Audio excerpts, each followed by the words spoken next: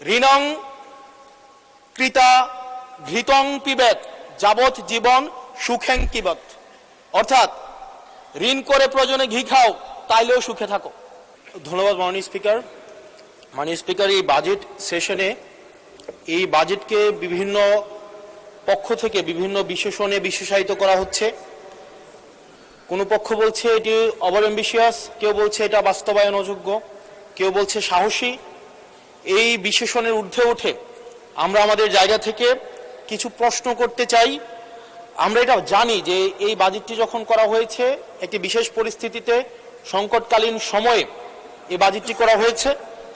এই সব দিক বিবেচনায় অর্থমন্ত্রীকে কিছু প্রশ্ন করতে চাই বাজেটের কিছু অসঙ্গতি নিয়ে, এবং জনগণ সেটা সিদ্ধান্ত নিবে যে এই বাজেটটিকে আসলে জনগণের জন্য নিষ্পেষণের হাতিয়ার হিসেবে বিবেচিত হবে নাকি উন্নয়নের অগ্রগতির একটি সোপান হিসেবে বিবেচিত হবে। প্রথম যে অসঙ্গতিটি সেটি হচ্ছে রাজস্ব নিয়ে।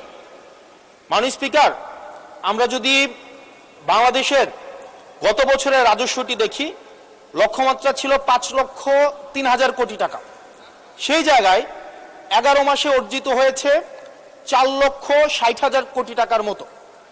হাতে আছে আর 1 মাস, ধরে নিচ্ছে 48,000 কোটি টাকা সেখান থেকে আমাদের লক্ষ্যমাত্রা অর্জিত হবে। তার মানে আমাদের অর্জিত হচ্ছে 4 লক্ষ কোটি টাকা, 3,60,000 কোটি টাকা প্লাস 40,000 কোটি টাকা, অর্থাৎ হচ্ছে 4 লক্ষ কোটি টাকা। মাননীয় স্পিকার, এই বাজেটে রাজস্বের লক্ষ্যমাত্রা নির্ধারণ করা হয়েছে 6,95,000 কোটি টাকা, অর্থাৎ প্রায় 74% লক্ষ্যমাত্রা বৃদ্ধি করা হয়েছে। পৃথিবীর সব দেশে তাবৎ অর্থনৈতিক ব্যবস্থায় বাজেটের যে রাজস্বের যে প্রবৃদ্ধি থাকে সেটি 10 থেকে 12% একটা আইডিয়াল একটা ফিগার।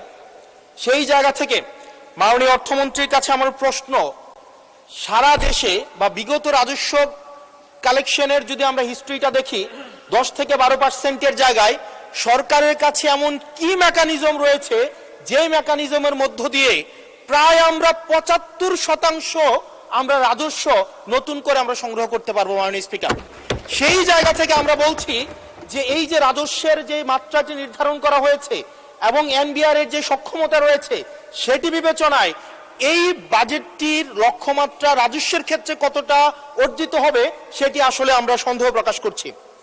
দ্বিতীয়ত, কিছুক্ষণ আগে একজন বলে গেলেন, একজন মাননীয় সংসদ সদস্য, যে আমাদের দেশের ইনভেস্টমেন্ট ফ্রেন্ডলি একটা এনভায়রনমেন্ট ক্রিয়েট করা হয়েছে। মাননীয় স্পিকার, 100 টাকার যদি আমি বাংলাদেশে ব্যবসা করি, আমাকে কর্পোরেট ট্যাক্স দিতে হয় 27.5%, অর্থাৎ আমি সেখানে 100 টাকার মধ্যে আমার পকেটে থাকে আর 72.50 টাকা, 72.5 টাকা।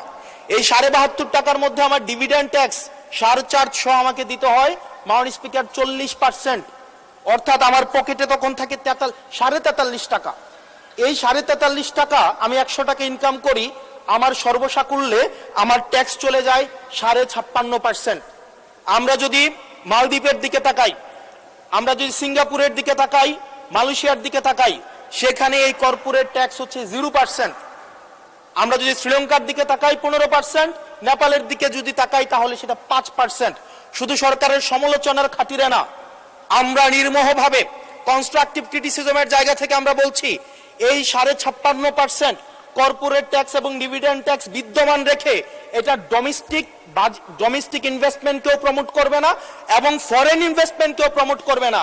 যে বিজনেসম্যান আমার সিঙ্গাপুরে বিজনেস করতে পারবে 0% ট্যাক্স দিয়ে, সেই বিজনেসম্যান 56.5% ট্যাক্স দিয়ে সেই বাংলাদেশে বিজনেস করতে আসবে না। মাননীয় স্পিকার, আমরা সেই জায়গা থেকে প্রত্যাশা করেছিলাম যে এই বাজেট একটা ইনভেস্টমেন্ট ফ্রেন্ডলি একটা বাজেট হবে এবং কর্পোরেট ট্যাক্সের একটা সহনশীল মাত্রায় কর্পোরেট ট্যাক্সকে রিডিউস করা হবে। হতাশ হয়েছে মাননীয় স্পিকার। মাননীয় স্পিকার, আমরা যদি পরবর্তী যে অসঙ্গতিটা, সেটা হচ্ছে মূল্যস্ফীতি এবং জিডিপির যে লক্ষ্যমাত্রা নির্ধারণ করা হয়েছে। বর্তমানে মূল্যস্ফীতি হচ্ছে 9.4% এবং আমরা যদি খাদ্যপণ্যের মূল্যস্ফীতি ধরতে যাই সেটা 12%-এরও বেশি। এখন এই বাজেটে নির্ধারণ করা হয়েছে মূল্যস্ফীতি সেটা আমাদের 7.5%-এ রিডিউস করা হবে। পৃথিবীর সব দেশে, সব বাজেটে, সব অর্থনৈতিক ব্যবস্থায় মূল্যস্ফীতিকে নিয়ন্ত্রণ করার স্বীকৃত মাধ্যম হচ্ছে দুইটা। একটা হচ্ছে উচ্চ হারে সুদ নির্ধারণ করা অথবা গভর্নমেন্ট এক্সপেন্ডিচার কমিয়ে নিয়ে আসা। আমাদের একটা অর্থ বছরে 1,40,000 কোটি টাকার একটা নির্ভরশীল অর্থনীতি বিদ্যমান রেখে আমরা কিভাবে মূল্যস্ফীতিকে আমরা 7.5%-এ নিয়ে আসব, এই যে স্ববিরোধী যে অবস্থানটা, এই জায়গাটা আমাদের কাছে আসলে মাননীয় স্পিকার স্পষ্ট না। আপনি একই সাথে বলছেন আপনি মাছ মুচমুচে করে ভাজবেন, আবার একই সাথে বলছেন আপনি তেলটা কম দিবেন। এই যে স্ববিরোধী অবস্থানটা, এটা আমাদের সাধারণ মানুষের কাছে এটা স্পষ্ট হতে হবে।